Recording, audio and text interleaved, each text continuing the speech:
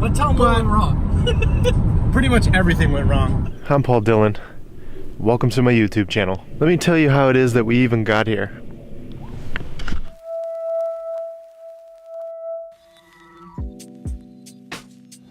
Ha, you pig. Okay, so I have everything I need, and I can't wait to do this. I'm getting really hyped, dude. All right, Cody's here to pick me up. Super hyped.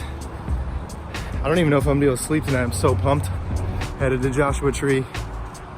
Been checking the weather like crazy. It's gonna be clear, so we're rushing over there. Look who's here. Vlogging on the phone for now because we're in a hurry. Let's get to Joshua Tree.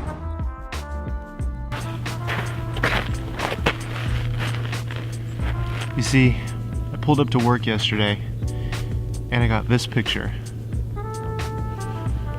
There was a storm hitting Southern California and there was tons of lightning. Well, I couldn't exactly leave work. Cody, however, had the day off, so he was driving around chasing the storm. And we got this idea that if the storm stayed around Southern California when it was dark, we would try to chase it so that we could both essentially get one of our dream shots, which would be lightning. Cody has actually captured the lightning, so he's a little bit more experienced. I, however, have never been able to capture the lightning, ever. Now we planned to come to Joshua Tree a couple days from now to capture the Milky Way, in particular the galactic core. I think that's what it's called. So when you see those really nice Milky Way pictures and you get that really nice, you can see all the gases and the yellows and the colors. It's typically seen around March or May, I think. Don't quote me on that. Well, there was a chance that we could actually see it, but there was a storm hitting Joshua Tree as well. So before I got off work, Cody and I made a plan to come out to Joshua Tree. I got off work at 6:30. We would rush down here because we were gonna have clear skies. Well, things didn't really go as planned. We got down here to establish our shots.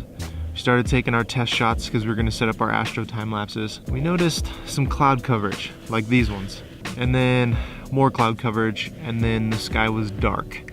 You could not see one single star. You couldn't see any empty spaces. You couldn't see anything. So now we've drove 2.5 hours out to Joshua Tree to capture the Milky Way, and now we can't see it. So now we've got an issue. So we're at this turning point. Both Cody and I are really bummed. We drove all the way out here after work to capture the Milky Way, and now we can't see it. So we decided to set up our time lapses regardless, just get some cloud movement.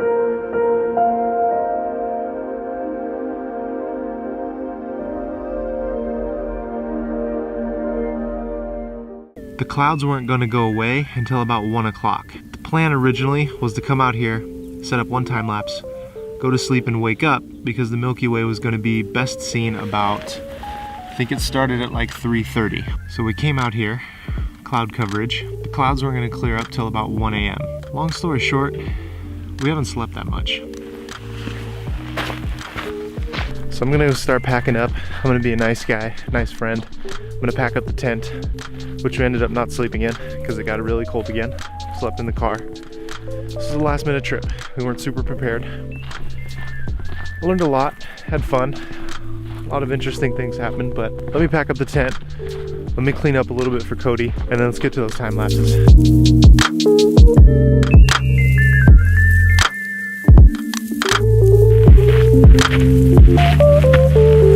This would be a lot easier with two people.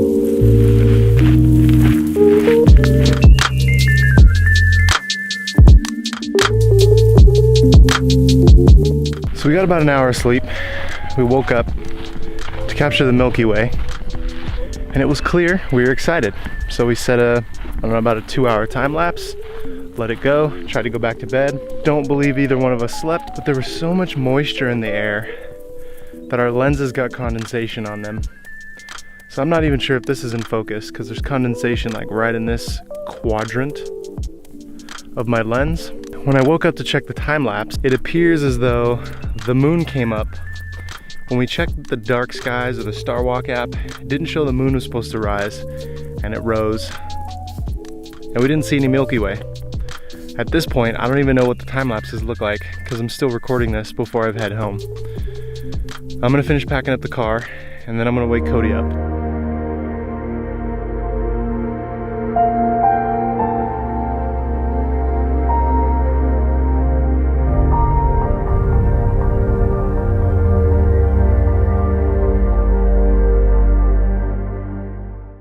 All right, everyone, he's awake.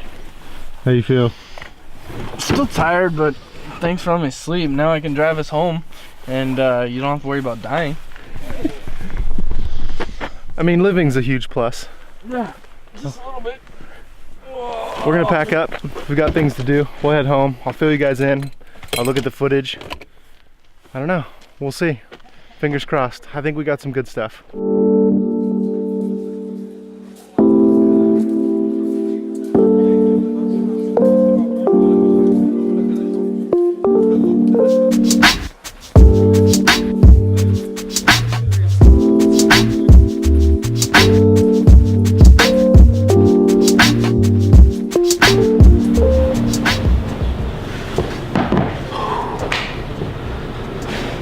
Alright, time lapses are a lot of work, especially astro time lapses. Considering how long your exposure length can be anywhere from 15 to 20 seconds, 10-second time lapse can take upwards of 2 hours. It's hard enough in the dark to set the composition, nail the focus, get all the settings right, set a time lapse and hope for the best. Not to mention when you run into obstacles like clouds and the possibility of rain and the moisture in the air and the dust. There's a lot of things to take into consideration. And to be perfectly honest with you, if all of that had happened the first time I went to shoot an astro time lapse, I'm not certain that I would continue to go out and do the astro time lapses or even do the sunset or sunrise time lapses for that matter, because there's so much changing. But I think the most important part, as you saw with the astro time lapse, just based on the cloud movement, it looks really cool. So sometimes you just gotta push through the times where you wanna give up. You just have to set it, hope for the best. I was able to set up some test shots before the clouds came in, so I was at least able to see that the composition was straight. But it's daunting. That stuff can be really hard, and for somebody who's new to photography or new to videography, setting up shots like that and having things not work out, could understand why you would want to quit.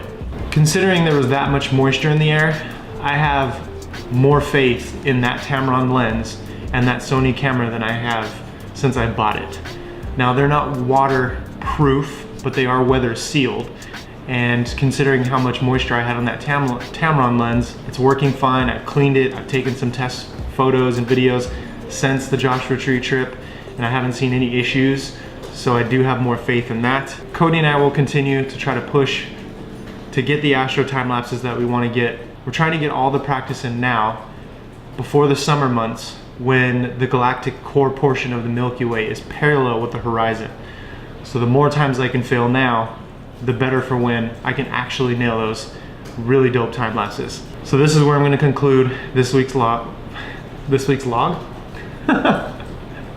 vlog. Don't forget to like and subscribe. And remember, 1% better every day.